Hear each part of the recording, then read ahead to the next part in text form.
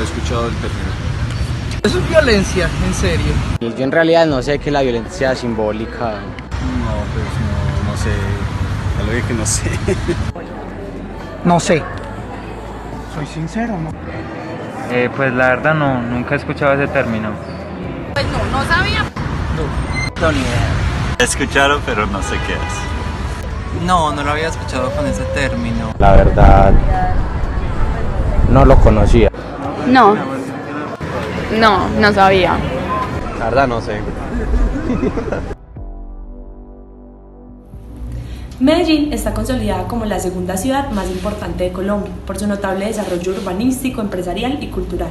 Sin embargo, existen diferentes entidades que se encargan de evaluar la calidad de vida de la capital antioqueña, que sugieren que la violencia por parte de hombres hacia mujeres, sea esta física, psicológica, sexual o económica, se sigue presentando en gran medida. Esto está directamente relacionado con el sello cultural de la ciudad y la cosificación de la mujer. Nuestra investigación tuvo lugar específicamente en el Parque El Poblado y el Parque de los Deseos, dos zonas que difieren en muchos aspectos. Por un lado tenemos el Parque El Poblado, que se encuentra muy cerca de la zona rosa de Medellín, donde podemos encontrar bares, discotecas y una gran oferta gastronómica. En definitiva, un lugar de esparcimiento. Por el otro tenemos el Parque de los Deseos. El Parque de los Deseos es un importante sector cultural y educativo por los centros que lo rodean, como bien podría ser la Universidad de Antioquia, el Parque Explora y el Planetario de la ciudad. A pesar de estas diferencias, es importante mencionar que la violencia simbólica no requiere de un espacio específico para permear en la cotidianidad de la mujer. Y aunque la emancipación femenina, la apertura en el campo laboral y la inclusión de la mujer en diferentes actividades que anteriormente eran exclusivas para hombres es innegable, también es cierto que esta misma liberación se ha visto obstaculizada o impedida en muchos casos por la misma tendencia machista que hay en la ciudad, motivo por el que algunas mujeres incluso dejamos de transitar ciertas calles, utilizar ciertas prendas como mecanismo de prevención, lo que reproduce las ideologías, la dominación y el accionar patriarcal que hay en la ciudad, que identificamos como el principal problema que hay en Medellín. En aras de profundizar acerca de la violencia simbólica, un tipo de agresión subyacente del cual son víctimas muchas mujeres en la ciudad de Medellín y que además tiene ciertas maneras que perpetúan el poder masculino y acciones micromachistas que se pueden volver habituales, partiendo de los postulados de poder educado y cuestionarse. Como la percepción social de las mujeres entre los 19 y 25 años transeúntes del Parque del Poblado y del Parque de los Deseos determinan si se naturaliza este fenómeno. Una vez identificada la violencia simbólica como una problemática social que tiene el diario vivir de las mujeres, la presente investigación plantea como hipótesis la siguiente suposición. Las mujeres jóvenes que transitan en el Parque del Poblado y el Parque de los Deseos perciben el fenómeno social de violencia simbólica como una práctica desagradable ante la cual no se ejecuta ninguna acción en contra y por tanto se naturaliza. Lo que nosotros pretendemos con esta investigación es analizar las percepciones que se tienen respecto a la violencia simbólica mediante la interacción con las mujeres jóvenes que transitan en el Parque del Poblado y el Parque de los Deseos para sustentar la posible naturalización de este tipo de violencia. Y para lograrlo debemos, primero, contrastar percepciones y reacciones frente a la violencia simbólica de las dos poblaciones seleccionadas mediante una encuesta para elaborar un análisis de los juicios de aquellas mujeres. Segundo, también interpretar las opiniones de la población participa en la investigación acerca del fenómeno social, validando las ideas postuladas por el sociólogo Pierre-Félix Bourdieu referentes a la temática, a fin de determinar la correspondencia de estas con el contexto de la investigación. Y tercero, socializar a las estudiantes de la educación secundaria del Colegio Calasanz Femenino de Medellín la información relevante hallada haciendo uso de la red social Instagram con el nombre de usuario @votesfemeninas en aras de difundir la importancia de un rol crítico frente a la violencia simbólica. La violencia simbólica es una relación social donde el dominador ejerce un modo de violencia indirecta y no necesariamente física en contra de los dominados, los cuales generalmente son inconscientes de dicha práctica en su contra, por lo cual se tornan cómplices de la dominación a la que están sometidos. En la presente investigación, la violencia simbólica se toma como el fenómeno de la dominación masculina, que promueve las ideas de naturalizar la subordinación de la mujer en la sociedad, haciendo uso de los comúnmente conocidos piropos callejeros. Encontrar antecedentes en la ciudad de Medellín fue una cuestión un tanto complicada, puesto que estudios frente a la violencia simbólica son pocos o son casi nulos. Así que elegimos 3 antecedentes de otras ciudades u otros lugares del mundo. El primero de ellos es Violencia estructural de género de Munevar y Mena en 2009. Hace evidente que este concepto de agresión ha trascendido hasta el plano actual para consolidarse como un factor que condiciona y demarca las relaciones interpersonales de los dominados y los dominadores. Vallejo y Rivarola. La violencia invisible, acoso sexual callejero en Lima metropolitana y Callao. El temor a las mujeres a transitar libremente por la ciudad produce una suerte de extrañamiento respecto al espacio en el que circulan, al uso y disfrute del mismo, o causa de violencia silenciosa en las calles. El tercer antecedente es Astacoa. Piropo como fenómeno lingüístico y sociocultural en el espacio español, desde su origen hasta como el piropo ha pasado de ser un arreglo poético a ser agresor por su constitución, con léxico vulgar y sexual. Ahora, como representante teórico, hacemos énfasis en el sociólogo francés Pierre-Félix Bourdieu, quien introdujo el término de violencia simbólica, que implica pensar en el modo en que, desde el ámbito cotidiano y representativo, diariamente se construye un tejido social con relaciones asimétricas de poder.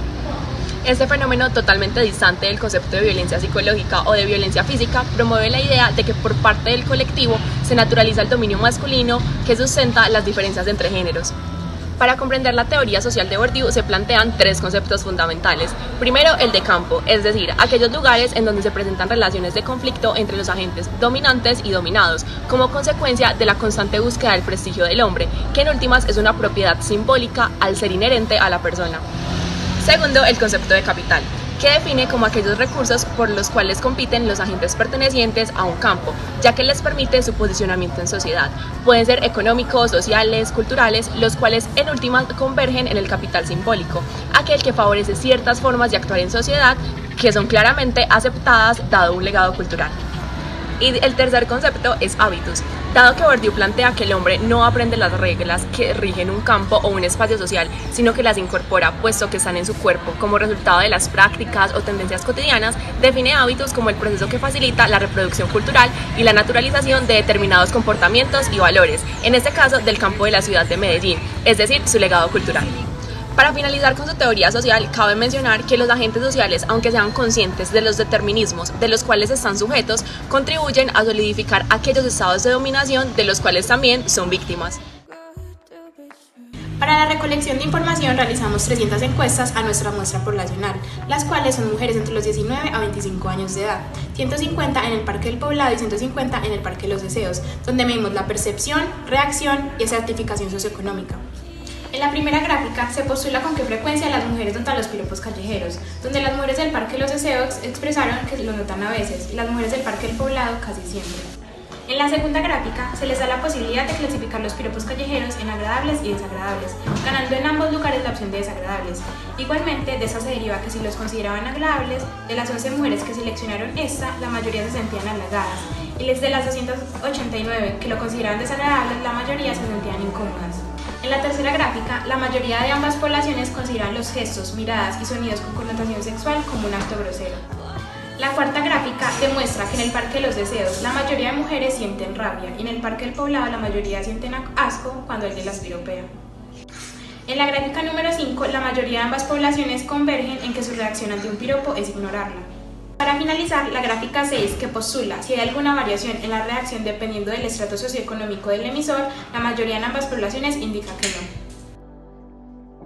Contrastando los datos obtenidos por las encuestas con los conceptos de Bourdieu, se obtiene que, en consecuencia de una menor asimilación de los piropos en este lugar, principalmente las mujeres del Parque de los Deseos los han interiorizado como rasgo de identidad, factor que según su teoría social indica la naturalización de este tipo de violencia. Por otro lado, la percepción femenina ante esta relación de dominación desde el plano del desagrado posibilita el alcance del capital simbólico, lo que codician los hombres, puesto que, cuando se reconocen sus mecanismos como el tipo de lenguaje o la intención del mensaje, cumple el cometido de otorgar prestigio a la figura del dominante, es decir, aumentar asimétricamente el capital acumulado por quienes piropean. En otra parte, la percepción y asimilación de los piropos callejeros como un factor fundamental para su concepción desde la trivialidad, lo frecuente, lo que está en el rango de lo aceptable e incluso en el plano de aquello que permite percibir el halago masculino, hace parte del hábitus, con tendencias micromachistas promulgado en la ciudad de Medellín, dado su recibimiento con una actitud aprobatoria. Para resumir, la admisión de la violencia simbólica como una fracción de la estructura cultural paisa permite que este fenómeno sea naturalizado al adaptarlo como parte del hábitus, dado que se adquiere una actitud totalmente pasiva frente a los piropos callejeros. La experiencia con las entrevistas fue muy significativa, puesto que así se pudo explorar gran variedad de opiniones de diversas partes de la población en los lugares estudiados, así haciendo un análisis un poco más profundo y con rigurosidad de las expresiones coloquiales que puedan tener unas personas en la cotidianidad de su contexto y de su léxico.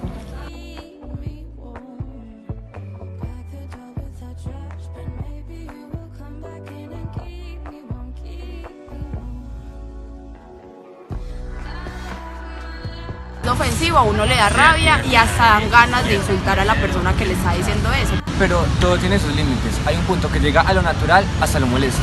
Más bien lo ignoro y sigo mi camino. Bueno, pues primero que todo respeto mucho a todas las mujeres que me pasan por el frente y evito hacer ese tipo de cosas porque sé que hoy en día es un tema muchísimo más controversial, ¿cierto? Dejen los insultos según la clase teórica. Sea bueno o malo, no. O sea, yo no estoy de acuerdo con eso. A mí eso no me parece una falta de respeto. A mí eso no me gusta. Yo como hombre respeto mucho a las mujeres, pero no voy a dejar de decirles lo que pienso cuando son bonitas, decentemente, por supuesto. No se trata de violentarla con esos comentarios malos, sino realmente hacer un acercamiento, sí, cómodo para ambos. Intentar cambiar las costumbres de la gente que conoces que de pronto hacen algo así. Hablaban de piropos, pienso que es pensar que la persona se viste para sí misma o sale a la calle para sentirse bien consigo misma y no con el asunto de querer agradar a otros o incluso querer tener sexo con otros. Yo me he visto porque me gusta vestirme de esta forma y es lo que quiero sentir en la calle. No quiero sentirme inseguro, no quiero sentir que me miran o sentirme vulnerable. Es algo que ha venido muy culturizado, muy integrado desde hace mucho, pues por el propio machismo. A uno no le gusta, por lo menos yo soy una de las mujeres que se cohíbe muchas veces de salir en falda o en un shortcito. Solo que hay demasiados atarbanes en este mundo que no han entendido que un piropo es bonito y no es decirle a la mujer, uy, todo lo rico. No, eso no es un piropo, ¿cierto? Es grotesco. Eso es grotesco.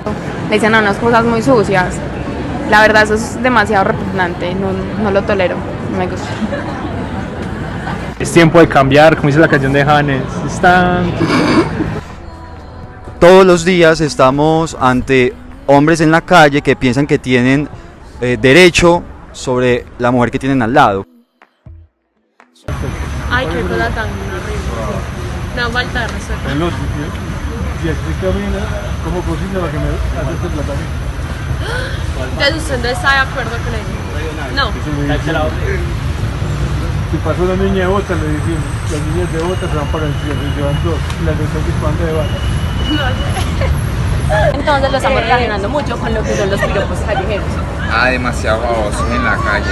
Tú que mantienes con tu trabajo en la calle, que siempre estás en contacto con la gente, con muchas personas, ¿tú qué piensas al respecto? ¿Alguna vez te has tocado presenciar algún piropo maluco o te parece que está bien hecho? Me parece balurdo porque te digo algo, está bien que le diga cosas bonitas a la mujer o que la mujer de pronto esté vestida de una manera en que al hombre le dice, pero hay que respetarla. Ya es vista como un objeto sexual, ya no es así como, ay, qué linda la princesa.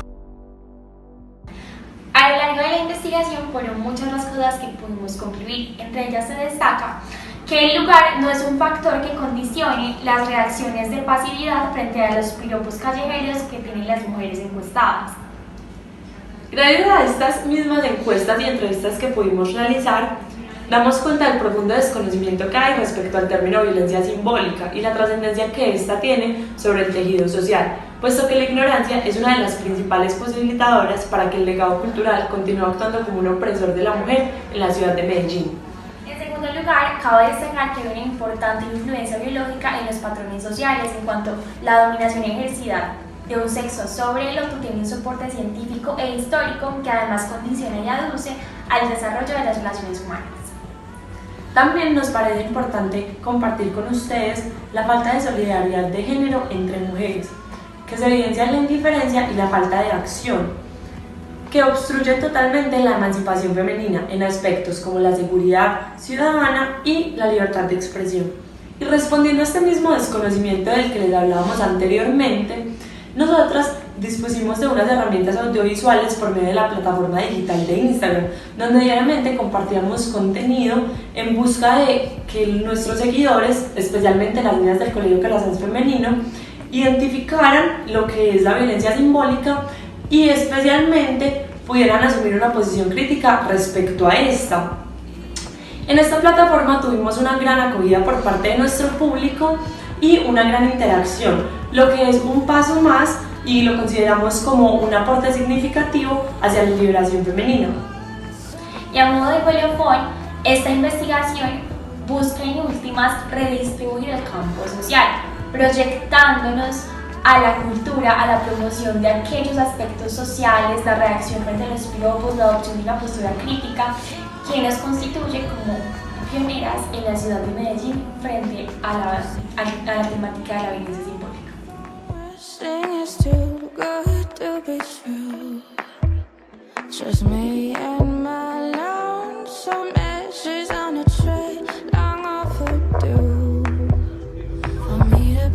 Myself